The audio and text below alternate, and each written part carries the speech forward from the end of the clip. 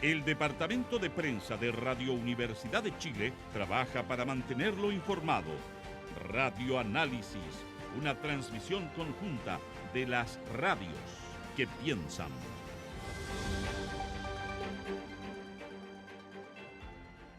Ocho con 36. Bueno, el sociólogo Alberto Mayol viene acompañando, probablemente bajo esta figura tan manoseada, pero que es real, la del intelectual público, ¿no?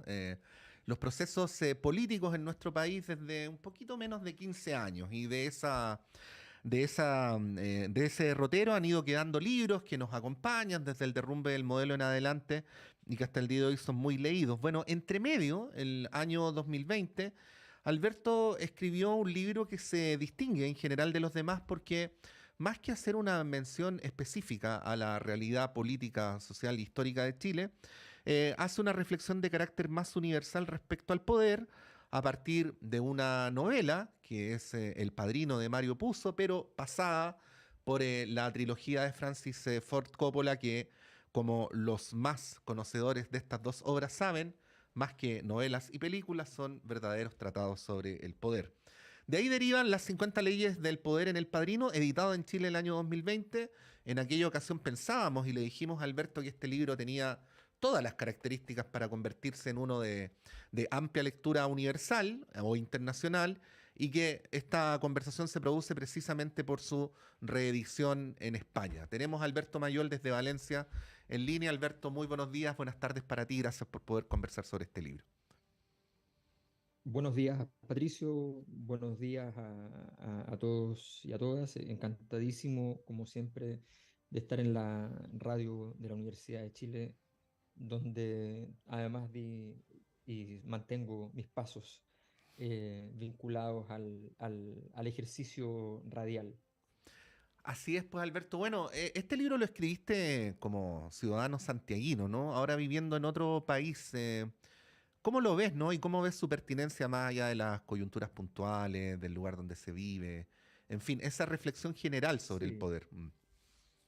mira, pasa lo siguiente con el libro. Ya, si bien recién salió y de momento más bien los lectores que hay son, y de los que sabemos son aquellos que están en el proceso periodístico de revisión del libro para las entrevistas y todo eso. Em, la verdad es que el libro tiene una característica que es bien interesante y que tenía que ver con el origen de la búsqueda, ¿no? Que era generar conciencia de la importancia del poder como variable en la vida de cualquier persona. Y lo que más ha llamado la atención es que tú explicas una ley, estás hablando de un caso histórico o incluso lo aplico a veces a la política española para hacer la parte pedagógica de la ley. Y muchas personas te dicen, sí, pero esto a mí me resonó algo que me pasó en mi trabajo hace 5 años o algo que me pasó cuando yo tenía 25 años en no sé dónde.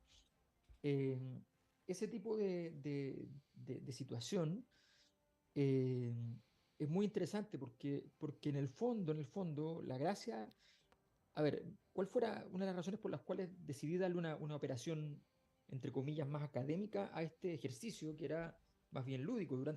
Esto estuvo durante 10 años sin saber qué hacer con esto. Era un placer hacerlo, pero no sabía qué hacer con el material.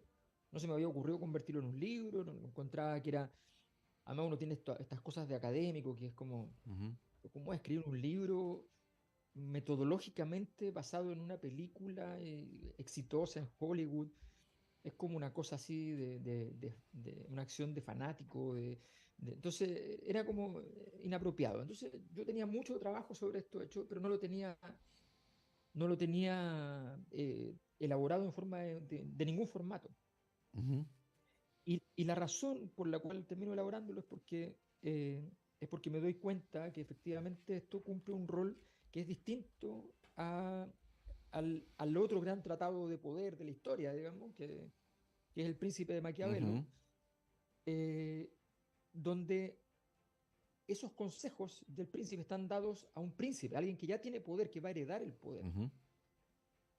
Esta es una obra que está parte de la premisa de un niño de 9 años en la novela, un poquito más grande en la película, a quien le han asesinado a su padre y a su hermano. En la película se añade, para aumentar el grado de devastación, le asesinan a la madre delante de él y él corre y simplemente se refugia eh, en un puerto, logra salir en el barco y llega a Nueva York, donde no conocía a nadie, no hablaba el idioma, no entendía nada, no sabía ni cómo decir su apellido, por tanto, cuando le dijeron, preguntaron por el apellido, pensó que le preguntaban de dónde venía y dijo Corleone, entonces quedó de Corleone, pero él era de Corleone, pero era Ujú. Andolini el apellido. Y este niño tuvo que vérselas con esa realidad, y ante esa realidad logró acumular poder. Entonces, el ejemplo me parecía fabuloso. Por supuesto, si la obra no fueran obras profundamente realistas, la novela y la película no servirían mucho, porque Sí, sencillamente serían, pero como lo son, la verdad es que han sido una herramienta formidable. sí. Alberto, hay una creencia, ya que de alguna manera tú insinúas una diferencia entre cómo opera la vida cuando no se tiene poder y cómo opera cuando se tiene.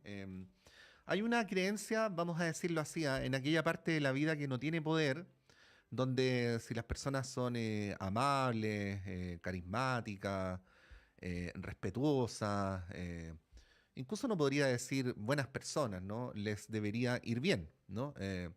Pero bueno, tú en el libro vas planteando cómo, incluso a partir de ciertas consideraciones autobiográficas, que esa fórmula no funciona en el espacio del poder. Y te lo quería preguntar porque vivimos tiempos donde en distintas partes del mundo de repente aparecen muy en boga liderazgos cuyas virtudes serían ser como las personas comunes y corrientes, ¿no? Ser Mm. carismáticas, ser simpáticas, tener un estilo distinto al que originalmente se ha conocido para ejercer el poder. Bueno, cuestiones que tienen que ver con el estilo, con características personales, con ser parecidos a lo que la gente común y corriente es. Y que además muchas veces construyen sus carreras políticas sobre la base de consideraciones más tácticas que estratégicas, ¿no? Y que a veces funciona y da importantes resultados. Bueno, ¿qué decir sobre ese estilo, sobre los límites de ese estilo en consideración a la reflexión que tú has hecho en este libro? Bueno, nombres de líderes que tienen esas características podríamos dar mucho, que cada uno llene los espacios en Sí, blanco como estime. Mm. a ver, mira, yo diría lo siguiente, yo diría que tú dijiste una cosa importante, que son los límites. Mm. Eh, hay tiempos, hay periodos de tiempo en el cual tú no requieres recurrir a la última instancia, en los cuales no están en juego los grandes problemas, los grandes valores, los grandes desafíos, sino que está en juego el día a día. Ese es un tiempo maravilloso en el cual se puede ser bueno, verdadero, casi sin miramientos. Eh, es cómodo ese mundo, pero ese mundo a veces se altera y a veces entonces el escenario es mucho más difícil. Y lo único que digo en el libro, porque como me dijo un periodista español, me dijo, el, el, la- el pensamiento, la reflexión sobre estas leyes, me dice, te plantea un escenario maquiavélico, amoral, pero se nota que quien lo escribe no es un inmoral. Entonces me dice, ¿cómo concilias eso? Entonces le digo, mira, lo que pasa es que yo no cumplo todas las veces las leyes, Mm. porque no, no me parece bien a veces. Pero tengo que saber cuando no la cumplo, porque tengo que saber que en ese momento voy a estar cediendo poder y tengo que asumir las consecuencias que eso implica y conocer las consecuencias que ello implica. Entonces, en el fondo, el ejercicio es ser capaz de entender cuáles son los límites de lo que estoy haciendo. Hay un conjunto de liderazgos en el mundo en el último tiempo que se han hecho muy famosos en Nueva Zelanda, en Finlandia, en Canadá, en Chile, no solo el actual presidente, también Michelle Bachelet, por ejemplo, con un poder mucho más blando, ¿ya? Mucho menos concentrado en las variables tradicionales de la acción política, mucho menos parecido a lo que trabajaría, a lo que haría, aunque sea muy amable muchas veces, un Mujica, un Ujú, Lula, por poner dos ejemplos. ujú. Eh, bueno, pero, pero eso tiene un límite. cuando el mundo se pone hostil, cuando las estructuras se ponen hostiles, manejarse en esas dimensiones se torna bien complicado y es muy difícil hacerlo sin generar jugadas en las cuales tú aumentes tu capacidad de control, de predicción, tu capacidad de poder. Ese es el gran punto y eso ha sido uno de los problemas grandes de la izquierda, de los progresismos, en el sentido de, esta frase la dijo el presidente Boric, yo quiero salir con menos poder del poder con el que entré. Y esa es una premisa, Eso en tu consideración, es, equivocada. es muy equivocada, Mm. es de alto riesgo, o sea, es de Ujú. alto riesgo. Puede funcionar, pero es de alto riesgo, Ah, porque además no estamos en un momento fácil. claro, es como, bueno, es esta idea, por eso insisto que a las personas que no tienen poder les suena muy bien de que acumular poder está mal y no acumularlo está muy bien, ¿no? Pero las transformaciones no operan así, precisamente para aterrizar y recordar que estamos conversando con Alberto Mayola a propósito de la reedición del libro 50 leyes del poder en El Padrino en España. Este libro, entiendo, Alberto, que todavía se puede conseguir en las librerías chilenas o que va a llegar con la nueva Sí, reedición, ¿no? no, no, no, No. no, no, no, no, no. La edición chilena, que son iguales en todo ¿Sí? caso, la edición chilena es por Catalonia y está en Chile disponible Que todo la, el rato. que la voy a mostrar Y la en. edición española, Sí. esa, esa. Y la edición española, que es de la editorial ARPA de Barcelona, esa edición está para España y el resto de Latinoamérica, pero no en Chile. Mm. Así es que las ediciones son exactamente iguales, cambia la portada, una tiene la cabeza del caballo, la otra tiene el caballo sin la cabeza. Ah, muy Así bien, que muy bien.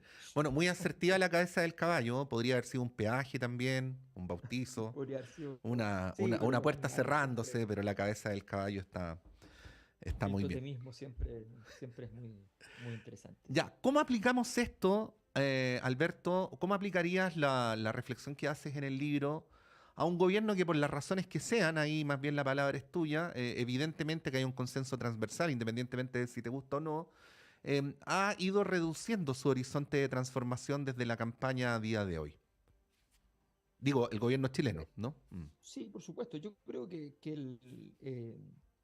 a ver, yo creo que en general, lo que nos enseñan estas leyes, por ejemplo, el carácter monolítico del grupo que administra el poder. Eso no ha ocurrido en el gobierno. No es monolítico el grupo, suena muy desagradable, pero esa es la razón por la que, a ver, China está ganando la guerra imperial. Y está ganando la guerra imperial con una herramienta que todos pensaban que era una herramienta que no servía para nada ya en el mundo, que es con la batalla comercial. O sea, la batalla de containers contra containers. No la batalla financiera, no la batalla gran política, no, no, la batalla de containers. ¿Ya? Y está ganando una guerra imperial con la potencia más grande de la historia, contra la potencia más grande de la historia, que además tiene de subsuelo la cultura, el centro civilizatorio europeo, que es lo más extenso de nuestra historia política. Pues bien, lo está ganando. ¿Y por qué? Porque, bueno, tiene ventajas comparadas que son muy desagradables desde el punto de vista occidental, pero tiene ventajas comparadas. Tiene un poder monolítico. La estructura del Partido Comunista Chino es totalmente monolítica, Ujú. férrea.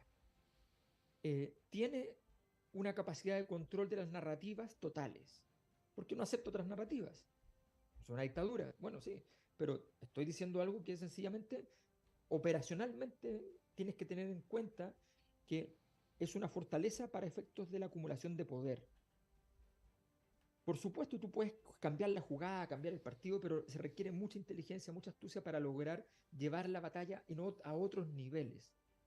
¿Esto qué quiere decir? ¿Qué refiere a Chile? Lo que refiere es que en el fondo tú tienes una cierta, eh, una cierta capacidad de controlar tu entorno. Por ejemplo, con las versiones públicas. Todos los anuncios, salvo el del litio, todos los anuncios anteriores del gobierno se filtraron antes. Todos. Ujú. Y por tanto, el repertorio de respuesta del resto del sistema político era conocido el día que se presentaba. En Ya, cambio, cuando presentó lo del litio, ¿y qué es lo que hace el padrino con, con el traidor, con el que filtra? Bueno, eso es muy importante. No se puede dejar una tradición de pasar una tradición, no se puede. O sea, tú no puedes permitir que sabes que alguien de la policía de investigaciones, de carabineros filtró y tú no vas a hacer nada. O sea, hubo datos que se filtraron desde carabineros, hubo datos que se filtraron de investigaciones, unos se filtraron al Partido Republicano, otros se filtraron a ex ante, otros datos se filtraron desde Gendarmería respecto a las cárceles de donde están los violadores de derechos humanos. Se filtraron datos por todas partes y no se tomó ninguna medida. Bueno, Alberto, eso sí. evidentemente es un problema. Estamos conversando con Alberto Mayol. Alberto, yo me quedaría mucho más rato conversando contigo, pero entiendo que te tienes que ir luego. Bueno, Tengo todavía 5 o 7 minutos, no hay ya, problema. perfecto. No hay problema. Para quienes les gustaría que en Chile hubiera transformaciones estructurales, parece quedar demostrado que ganar elecciones no garantiza nada, ¿no? Digo, si uno mira la historia de las últimas décadas, Mm. ¿cómo debería enfrentarse entonces el dilema del poder, digo, para proyectos de transformación de mayor alcance? ¿Mm? Hay varias cosas. Primero, es que los proyectos políticos son proyectos que tienen que tener un alto nivel de consistencia. La consistencia es lógica y la consistencia también es política. O sea, es Mm. el armado político.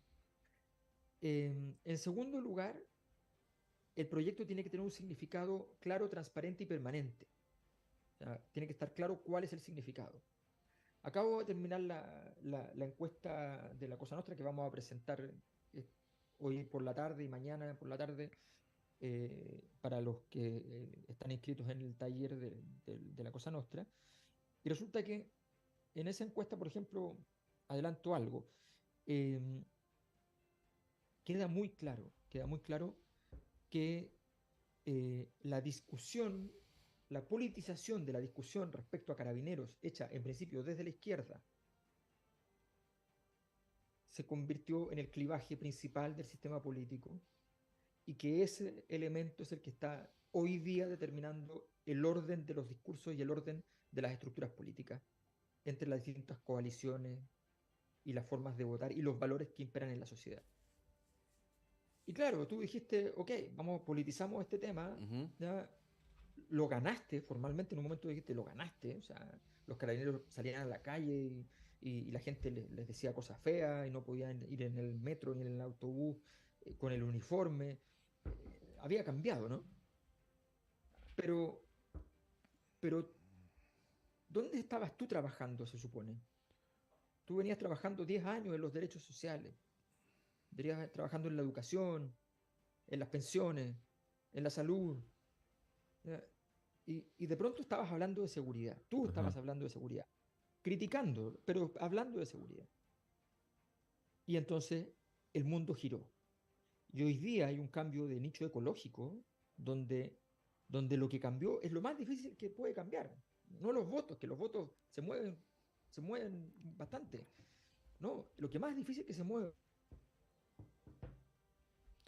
Teníamos ahí a Alberto Mayol, vamos a tratar de retomar el contacto con él.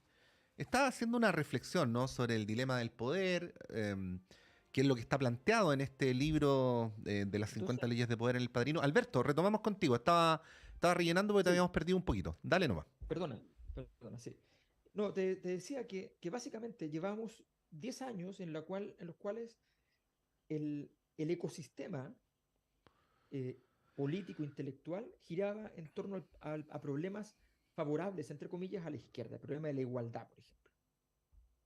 Y resulta que lo que cambió en estos últimos años tiene que ver estrictamente con una dimensión que estaba última, casi última en términos de los valores dominantes, que había sido históricamente muy importante, pero que ya no lo era, que era el valor del orden. Y ese valor volvió a estar muy alto. Y esa es una derrota muy importante, porque es una derrota más importante que los votos. O sea, los votos tú los puedes ganar, perder. Las elecciones son bien veleidosas muchas veces y los votos blandos se pueden mover por coyuntura, pero los valores no se mueven por coyunturas. Y este momento, esta escena totalmente modificada, es una señal muy clara de que se jugó en un territorio equivocado. Bueno, el libro, Las 50 leyes de poder en El Padrino, ha sido reeditado en España. De hecho, Alberto en los últimos días ha estado dando entrevistas en algunos medios importantes de ese país. En nuestro país todavía está disponible. Alberto, para cerrar, finalizo con esto, que lo mencionaste en un momento, pero quería volver. Em, en el libro tuyo, tal como en la novela, tal como en la película, se plantea que es muy importante, y lo mencionabas a propósito de las filtraciones, que la toma de decisiones se dé en un espacio de privacidad, ¿no? Esto contrasta con un cierto pensamiento políticamente correcto de que el ejercicio del poder debe ser súper transparente, ¿no? Pero bueno, quería preguntarte ahí cómo, ya lo mencionaste, pero si podrías para finalizar desarrollar más ese punto en relación a un gobierno que tiene permanentes filtraciones, en donde por ejemplo se ha dicho medio en broma, medio en serio, que uno se entera primero de las grandes decisiones por la tercera que a través de los comunicados oficiales. Pero bueno, más allá de su ironía, de alguna manera refleja un problema real, ¿no? Que está instalado en Palacio.